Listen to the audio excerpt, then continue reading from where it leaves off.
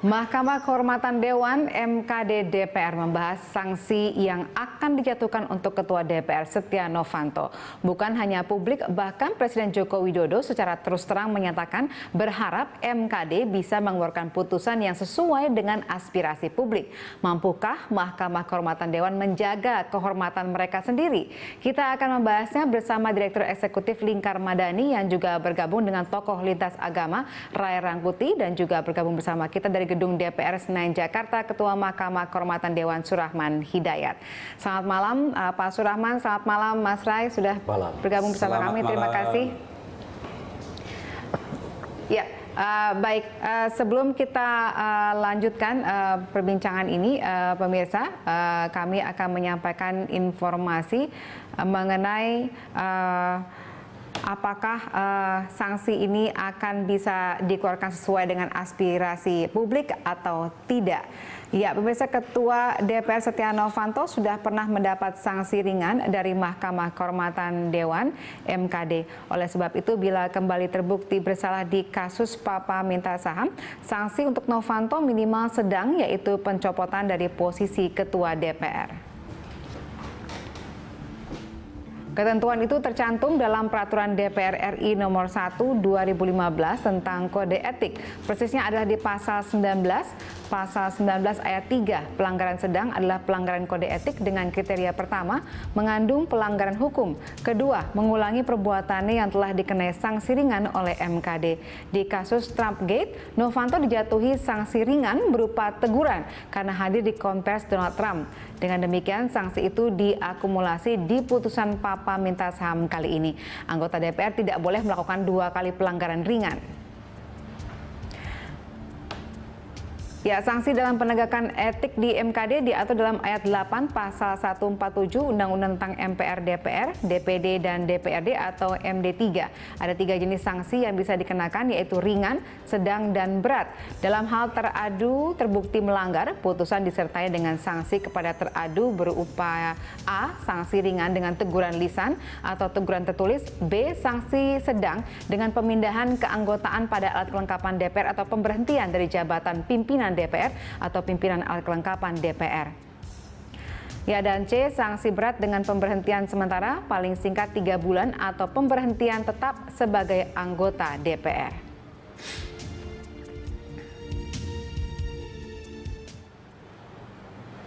Baik, saya akan langsung berbincang dengan Pak Surahman yang saat ini berada di DPR Jakarta. Pak Surahman, ini bagaimana publik menunggu putusan terhadap kasus Setia Novanto? Apakah nanti hasilnya akan sesuai dengan aspirasi publik, Pak Surahman?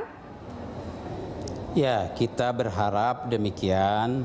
Jadi tadi malam kita sudah laksanakan rapat internal dan memutuskan beberapa hal. Pertama, rapat internal untuk mengambil putusan akan dilakukan selambat-lambatnya hari Kamis dan diusahakan hari Rabu besok. Ya. Kemudian kita tidak lagi mengejar-ngejar rekaman yang tidak diberikan oleh Ma'ruf Samsudin, itu juga saksi Reza Khalid. Jadi kita akan bekerja dengan alat bukti yang ada, kemudian untuk menyimpulkan sesuai dengan keyakinan masing-masing hakim MKD secara independen. Nah, tentu saja aspirasi masyarakat itu telah masuk dalam semangat hakim-hakim MKD. Ya, mudah-mudahan ya sesuai dengan hasil analisis dari fakta-fakta di persidangan dan alat-alat bukti yang tersedia. Baik, kalau dari sanksi yang sebelum ini sudah pernah diberikan kepada Setia Novanto dalam kasus Trumpgate dan hanya diberikan sanksi ringan berupa teguran.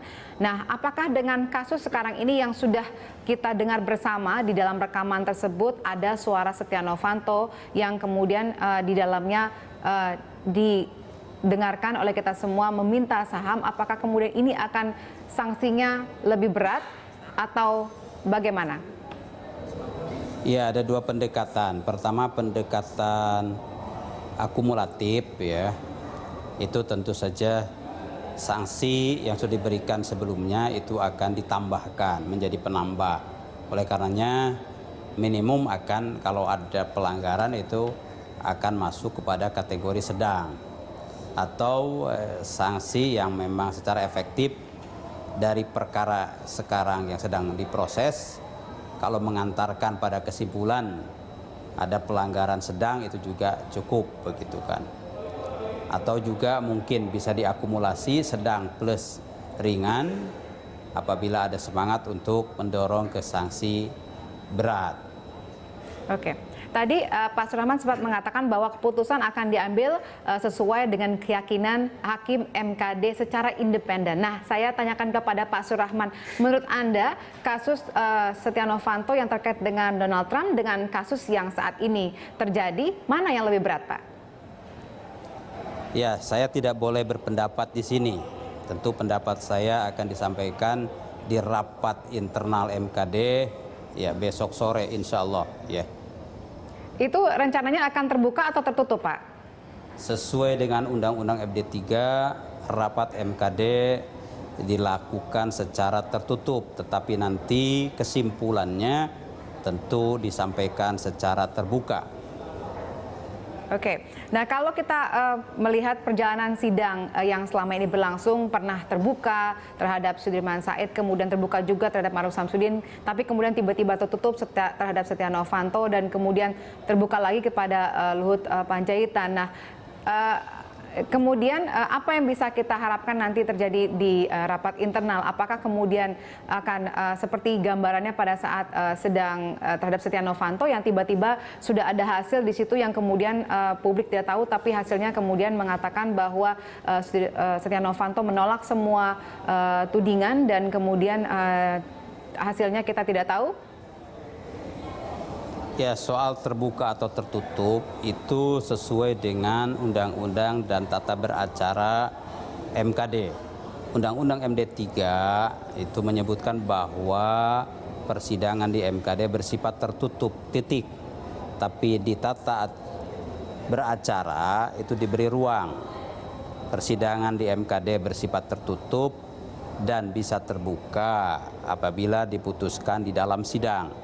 Nah, inilah bagaimana memutuskan dalam sidang, maka rapat internal bersepakat. Kita tanyakan kepada terperiksa apakah siap menjalani sidang terbuka.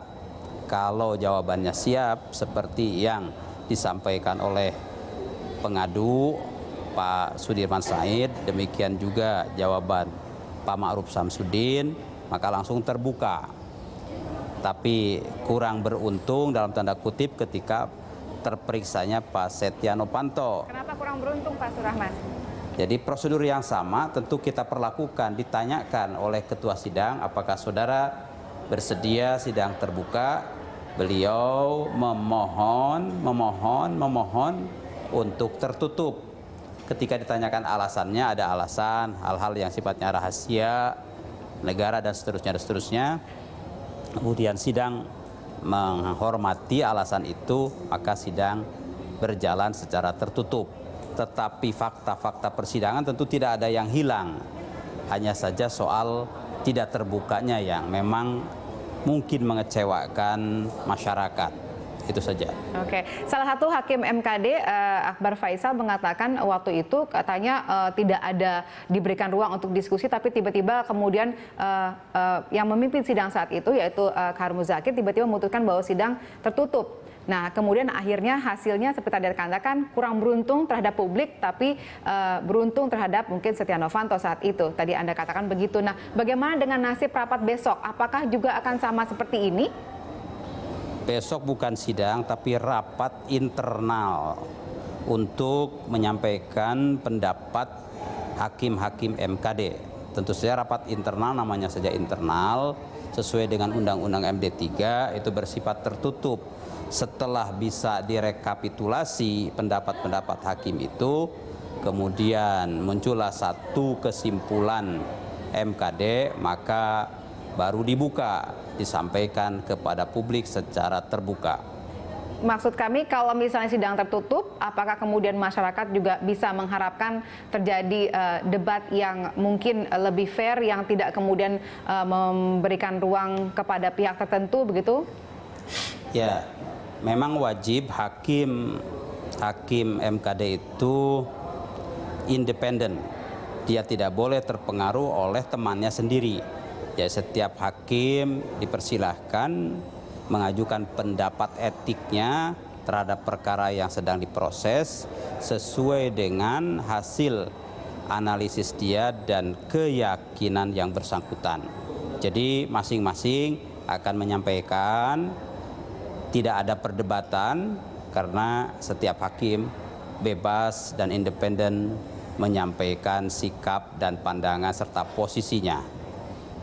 Oke, baik. Saya ke Mas Rai terlebih dahulu, Pak Surahman.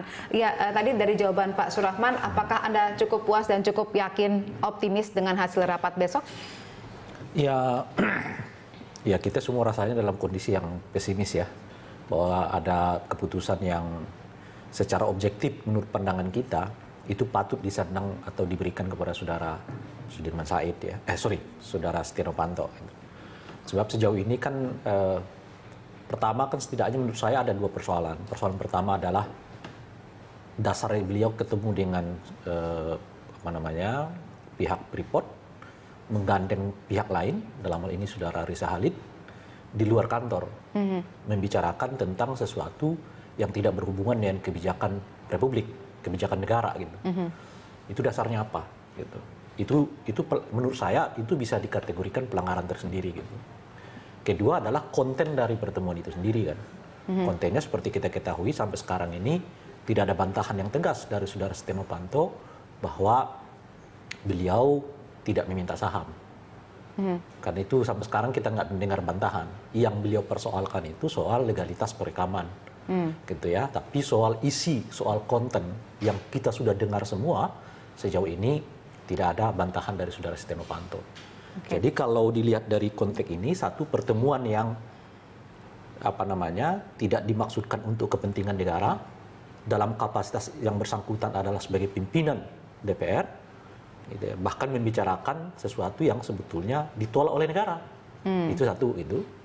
Nah yang kedua adalah itu tadi bahwa mereka membicarakan sesuatu yang dianggap tidak berhubungan dengan kebijakan negara, bahkan berhubungan dengan kepentingan masing-masing. Kalau gitu. Anda pesimis, berarti dalam hal ini Anda melihat besok mungkin saja. Nah, tadi ini kan Pak persoalannya Surahman, begini. Sanksinya seperti apa? Makanya kalau ini kan kalau mereka berdebat di sini, bagi saya sanksi pemecatan itu ringan, gitulah kira-kira. Tapi kan kalau kemudian dibawa-bawa, kan kita belum dapat alat bukti kasetnya, kan kira-kira gitu ya. Kan itu direkam Jadi secara Anda memperkirakan ilegal. Argumen yang terjadi. Ya, kira-kira begitulah. Kan itu dilakukan secara tidak legal. Jadi perdebatannya, jadi yang posisional yang saya sebutkan tadi ya soal apa tujuan dan maksud saudara Setia Novanto bertemu dengan pihak lain yang tidak dalam kapasitas dirinya, tapi dia membawa institusi negara membicarakan sesuatu yang bersifat melawan undang-undang, kan kira-kira gitu ya. Nah, diturunkan nanti dengan soal mana legalitasnya, mana legalitas si pengadu, mana kemudian kaset rekamannya mana. Padahal kan kaset rekamannya nggak pernah dibantah bahwa barang bukti di mana kaset itu merekamnya belum diserahkan, itu betul. Tapi sejauh ini tidak ada pihak manapun yang mengatakan bahwa isi rekaman itu bukan dia dan sebagainya.